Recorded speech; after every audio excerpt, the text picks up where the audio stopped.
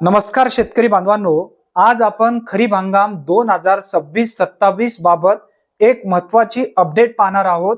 पुणे येथे नुकतीच राज्यस्तरीय आढावा बैठक पार पाडली। या बैठकीत यंदाच्या खरीप हंगामाचे संपूर्ण नियोजन जाहीर करण्यात आले आहे।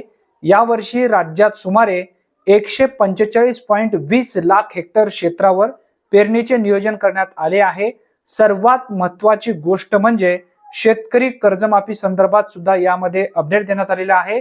बियाणाची कोणतीही टंचाई नाही। राज्याला लागणारे बियाणे 20.17 लाख क्विंटल असताना उपलब्धता जी आहे तब्बल 28.5 लाख क्विंटल म्हणजे 139% आहे। खताच्या बाबतीत मोठा दिलासा सुद्धा या ठिकाणी सांगण्यात आलेला आहे।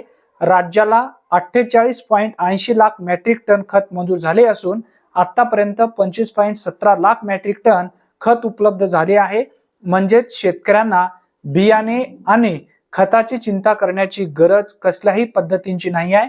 याचबरोबर हवामान बाबत एक महत्वाची सूचना सुद्धा या ठिकाणी देण्यात आली आहे। ती म्हणजे भारतीय हवामान खात्याच्या अंदाजानुसार यंदा सरासरीच्या 92% पाऊस पडण्याची शक्यता आहे। पण यल निनोमुळे काही ठिकाणी कमी किंवा अनियमित पाऊस पडू शकतो असं सुद्धा या ठिकाणी सांगण्यात आलेलं आहे। त्यामुळे कृषी विभागाने काही महत्त्वाच्या सूचना सुद्धा दिल्या आहेत।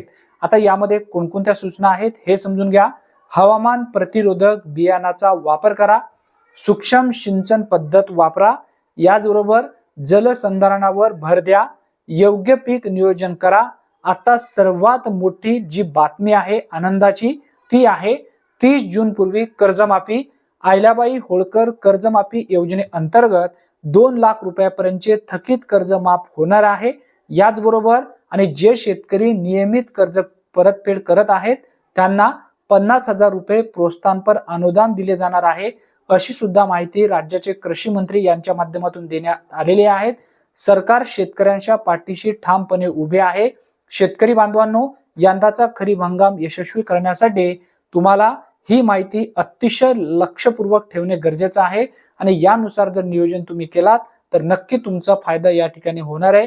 ही एक महत्त्वपूर्ण माहिती असल्यामुळे जास्तीत जास्त लाभार्थ्यांपर्यंत हा व्हिडिओ नक्की शेअर करा।